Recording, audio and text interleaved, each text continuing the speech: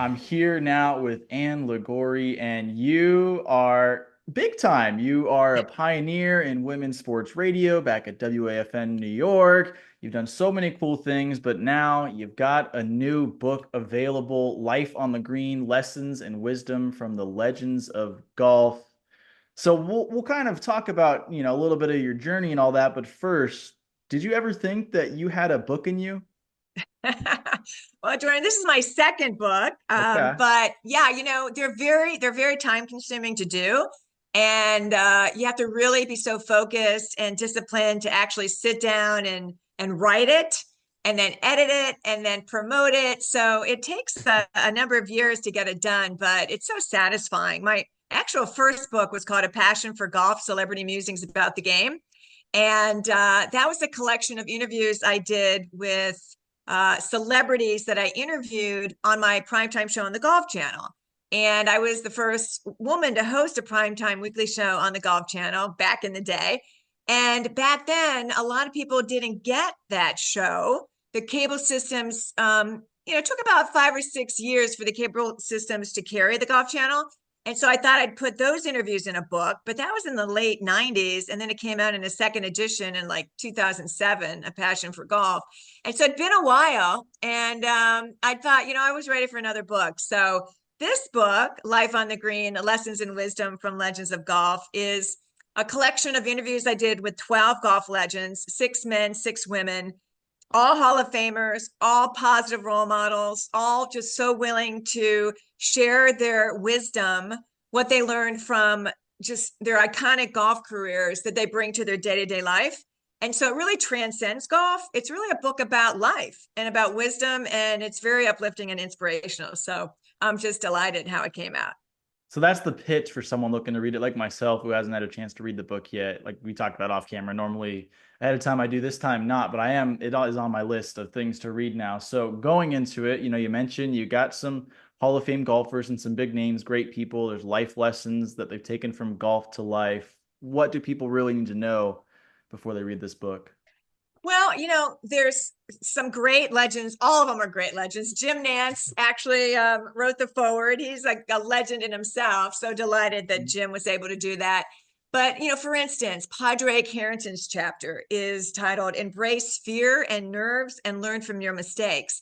And here's, a three-time major champion. He just won again on the senior tour. He's just incredible, right? He's still competing and still winning. And he admitted in this chapter that not only is he nervous when he tees it up, he has fear. Hmm. And I couldn't believe it at first when I heard him talk about this.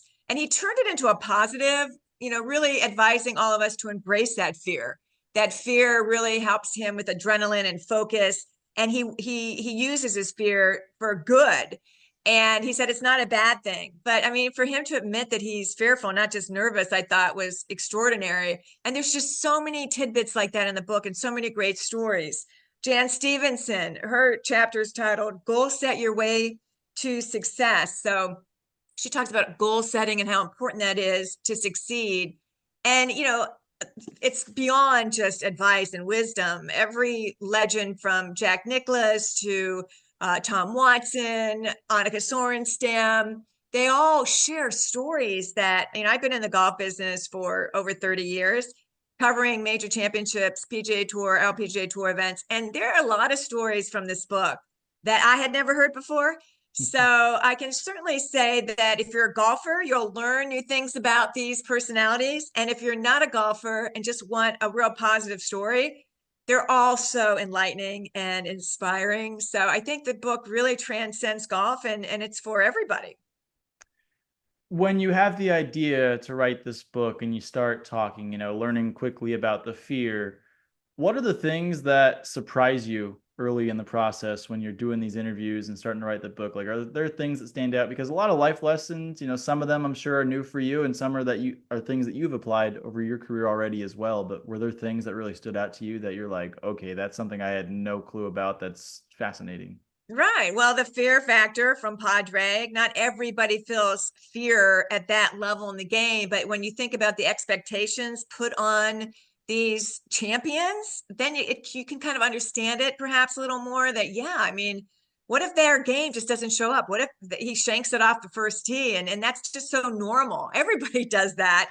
So then we can relate to these legends, these champions as more human, which they are. So what surprised me, what surprised me there? Well, it didn't really surprise me. They are so, everybody in this book actually thanked me for including them as one of the 12 legends. And they were all so accessible and so willing to share their lives and their stories and this wisdom with me. Golf is such a wonderful sport. The people are just so beautiful, so generous. And I was just delighted that they all were so willing to give me the time that I needed. They're all new interviews. I interview sports legends for 30 years, everybody from Mickey Mantle, Ted Williams, Hank Aaron, Will Chamberlain when I was in my 20s and they were much older. So I've been interviewing sports legends in a variety of sports, forever it seems. And in golf, these personalities are just so generous and just full of wisdom, and they're multifaceted. They have so much to say. Nancy Lopez talks about staying positive, and it sounds a little cliche, right? Stay positive, Right. but I don't, if you're a golfer, you understand that you're only as good as your last shot and you can't look back. You have to be in the present. So you have to stay positive because it's so hard to hit perfect shots again and again and again in golf. It's the hardest sport on the planet, I think. And a lot of people agree with me on that one. So you have to stay positive. And in life, something might go sideways in your personal life or in your work life, and you have to stay positive. And so these lessons are so important to us, whether we're on the golf course or off the course. What's one of the most rewarding parts about working on a book like this? Because I can imagine, when you cover golfers and you've done a lot of work with Golf Channel, things like that, the story is how they perform, how they do. Maybe there's, the occasional story, something happened with the family, but you really don't get to learn what drives them to the same level as you maybe did in this book. But is that one of the rewarding things, or what is something that's really rewarding for you in this process? Absolutely. I mean, I've known these legends for years, but when I really sat down with them for this specific purpose, talking about what they learned from golf that they use in their day-to-day life, you learn so much more. It goes so in depth about that person's character and what really drove them to be the champions.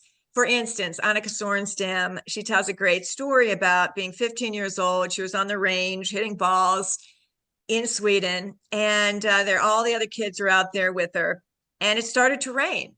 And so she was done. She didn't want to get wet. So she called her father, Dad, come pick me up. So he came to pick her up. And as they were leaving, it was still raining, but he saw all the other kids were still out there on the range. And he looked over to her and he said, Annika, there are no shortcuts to success. Look at your competition here. Look at all these other kids hitting balls. They don't care if it's raining. And she said, oh gosh, my heart just dropped. Here my dad is calling me out on my work ethic. And she said from that moment on, it just hit her. She just said, she never allowed raindrops or cold weather to prevent her from practicing. And of course, after all those titles and decades of excellence as a professional golfer and a major champion, we know that her work ethic is really second to none. And she still Mhm. continues to shine, right? With her foundation and playing celebrity tournaments and all the things she does to mentor young girls and boys. So yeah, I mean, just to kind of get a window into the souls of these personalities who are so accomplished, to really understand what it takes to get there. And I think all of us can learn from that and be inspired by that. What was it that drew you to golf in the first place? Did you grow up playing? What drew you?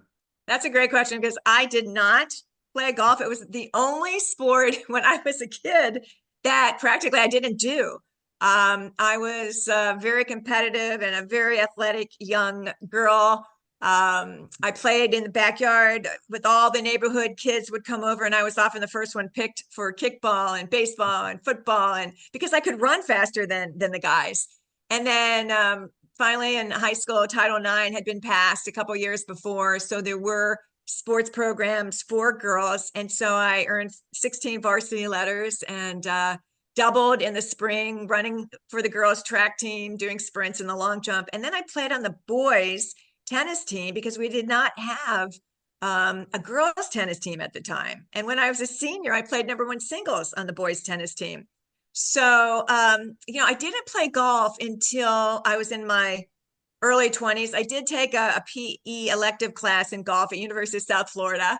Um, and I got exposed to it. I would hit, I played a few rounds when I was a kid, but I wish looking back, I would have played golf and taken lessons when I was younger because, it's a sport that you can play for a lifetime. And I didn't really start playing it seriously until I was on the Golf Channel and I started getting all these great invitations to play as a celebrity in these celebrity charity tournaments. And I really wanted to be good. Back then, I was sometimes the only woman playing in these tournaments, and I wanted to be a respectful player. So I ended up taking lessons and really trying to work on my game. And even now, I love the game. I'm not a great player, who is, right? Right. There's always, aside from professional golfers, I mean, there's always it's just always a sport that you can learn more and more about every day. It's a lifelong learning opportunity. So I'm about a 13 handicap right now and just really enjoy playing tournaments and charity events, and just got back from a trip to Balsam Mountain Preserve in North Carolina. Just beautiful foliage, and the golf course was very challenging, mountainous golf, but I love golf in the desert in Arizona. I used to play in Alice Cooper's charity tournament out there and did a number of celebrity golf shows there when my show aired on the Golf Channel. So I just love playing golf and traveling the world, Ireland, Scotland, to explore different parts of the world through golf. It's just so much fun. So while I have you here too, we've talked about your book and you wrote another book back in the 90s as well.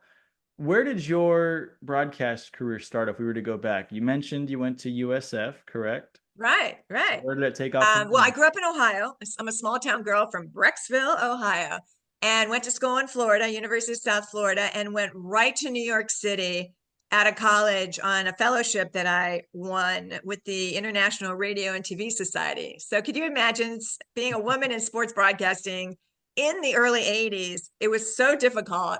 Honestly, I look back wondering how in the heck did I, survive, right? But I just hung in there, very determined, very passionate to pursue what I wanted to do. And that's one of the messages in my book, Life on the Green. Gary Player, he recommends pursuing your passion. It doesn't matter how old you are, how young, how old you are, do what you love to do, which I totally agree. So I just hung in there. And, I got a lot of freelance jobs just to be able to pay the rent in Manhattan. And don't know how it all came together, but I just persevered, I guess is the right word, and determined. And WFAN came on the air in 1987. It was the first all sports radio station ever. If I had a penny for everybody who told me that will never work, an all sports radio station. But I did a show called Hey Liguori, What's the Story? First woman to host a call-in sports talk show on the Fan. That show aired for 25 years on the weekends.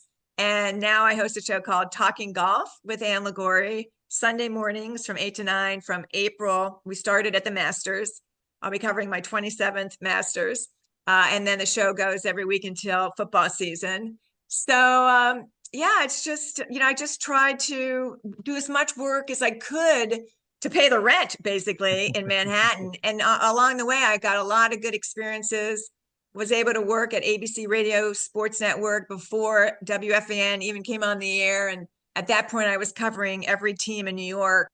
And that gave me a great network. I covered the Knicks, the Nets, the Jets, the Giants, the Mets, the Yankees. Every night I was covering a different team and interviewing the game winners and different personalities and feeding in the interviews to the network, and then also doing the updates. So yeah, it's been a great journey, and I love what I do. So I hope I can continue. I don't want to stop. That's all anyone can ask for in life. Is just you find something you love to do, get the opportunity, and more come, and you get to continue doing it. So it's awesome. And from what I can tell, and from what I've read up on too, it's led you to a lot of cool things. You've had different business avenues and different broadcast things, of course. But I do want to talk about the charity golf classic that you have every year up in the Hamptons. Where did the idea come from that, and how does that roll? Yeah, thanks for asking about that. The Liguori Foundation, we host a charity golf classic to benefit cancer research and cancer care, and we'll be in our 27th year next year. We have a great bunch of golf courses out here on the east end of Long Island to choose from, and people really want to play these courses. It's very hard to get on a lot of them if you're not a member, and they also want to support St. Jude and a lot of our beneficiaries who focus on cancer research. So the last 2 years, the tournament was held at Friar's Head, just a gorgeous Crenshaw Core property on the North Shore of Long Island. We've been to Maidstone, we've been to Atlantic, we've been to West Hampton Country Club, the Bridge. There's so many great golf courses out here. So I don't know where it's going to be next year yet. I'm in the planning stages, but boy, we sure do depend on the golf industry to support the tournament. I get club manufacturers generously sending clubs and balls and all kinds of products for our prize tables, and we sell out every year. As I said, people would love to play these great golf courses out here, and yeah, it's been a great cause. I lost my father to cancer when I was in college. He was only 63, and my brother to leukemia. So, we all have been touched either directly or indirectly by this dreadful disease. So I knew very early in my life that I wanted to do as much as I can to raise money and awareness, to beat cancer, and hope we can contribute more as the years continue, because we're proud of of the work we've done all these years. And thank you for sharing that, Ann. I really appreciate it. And it's awesome to see you doing the work like that and getting so many people involved. I think that's always huge to just see that, like you said, we've all been affected by things like that. And it's good to help out. Last thing I've really got for you, it's something that I live by. I think the first time I heard it was from my boss, but it's that everybody has a book in them. So you touched on the fact that you wrote your first one back in the 90s. Now you've written again. What would you say to somebody that, whether it's someone that has had a crazy life experience of their own, someone like in your position where you've been around all these people and these high level stakes and you want to help share their stories, what would you tell them about what it takes to write a book and maybe the first steps? That's a really good advice, good comment. Everybody has a book in them, because everybody's story is extraordinary. And, it does take time, it does take focus to sit down and actually write the book. Mhm. But everybody just has a special story. So, it's not easy to get a publisher, I must say. A lot of people go through agents, and the book publishing business has changed a lot through the years, certainly since my first book. I was very fortunate. Hatherley Press came in and published, Life on the Green, Lessons in Wisdom from Legends of Golf. And it's distributed by Random House and Penguin, and you can get it on Amazon and also at Barnes and Noble. But my advice is, again, just, think of an idea and be authentic, be honest, start writing, and get it out. It's good therapy too, right? And then eventually, depending on networking and connecting with agents and publishers, maybe somebody, and you can self-publish these days. Mhm. That's a huge option. I know a lot of people who have self-published, so that's a great option as well. So there's many ways to get published, and just sit down and do it. Go for it, right? That's the best advice. Just set some time aside. I wrote in the mornings because my mind was clear. You saw my dog Gus maybe walking in the background earlier. I run with him in the mornings, feed him, take care of him, and then set aside everything else and just try to, focus on getting the book done. And it happens. So everybody can do it. You just have to be focused and disciplined, and you'll be very fulfilled and very happy once you get it done. Well, Life on the Green, Lessons in Wisdom from Legends of Golf, out now. You can get it, like you said, Amazon, Barnes and Nobles. You can go to her website as well to get it. And I'm looking forward to reading this book. Thank you for taking the time to talk today. I appreciate you. Well, thank you so much. Great questions, and enjoy the Arizona sun. Finally cooling off here too. It's the best time of year out here.